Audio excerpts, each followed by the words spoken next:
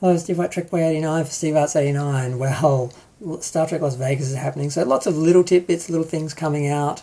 No big revelations or stories or anything, because nothing big is really happening in Star Trek world.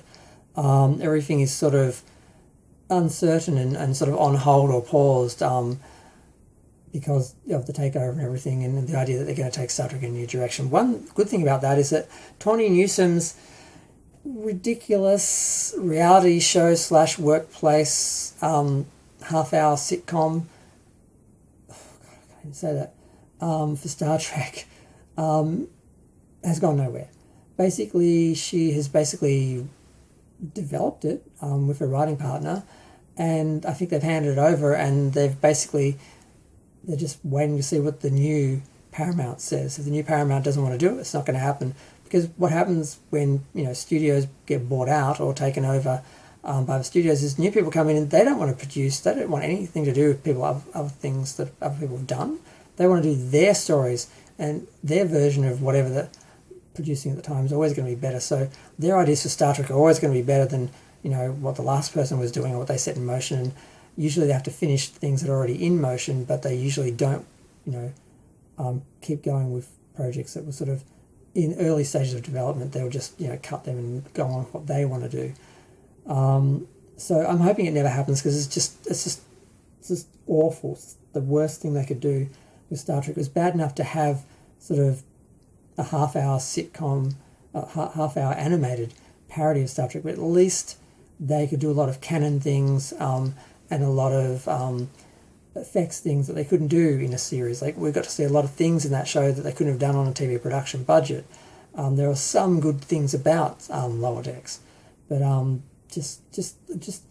why anyone would think, gee, what Star Trek really needs is a workplace sitcom / reality show, because the idea is the people who are running this pleasure planet in the Star Trek universe are going to have someone come into their workplace and do like a documentary.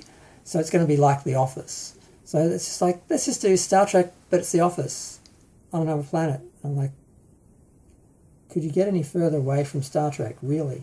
And these people seem to have this idea that you can just stick the Star Trek brand name on any type of show and it's Star Trek.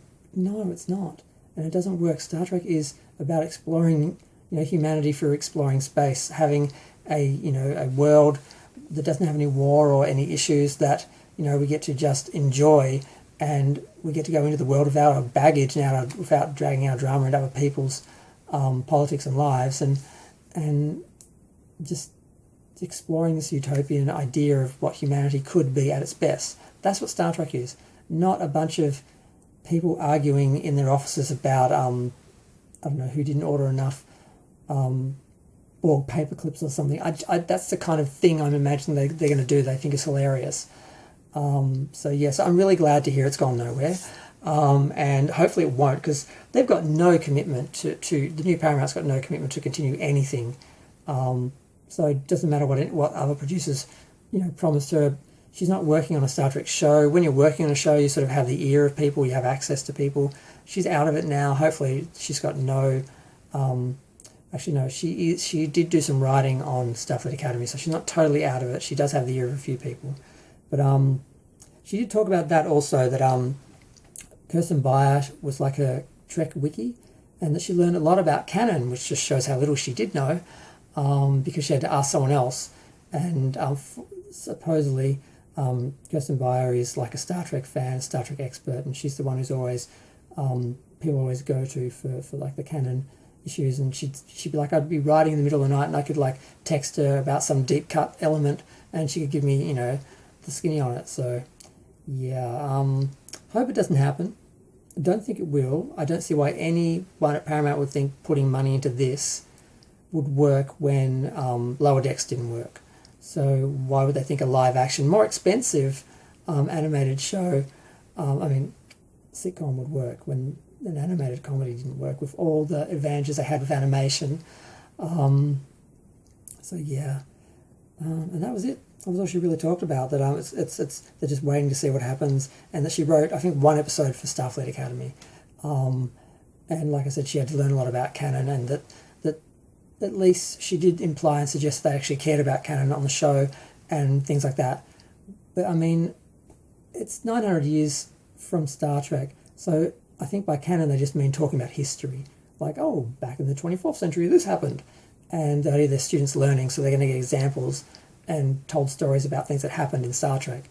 So, yeah.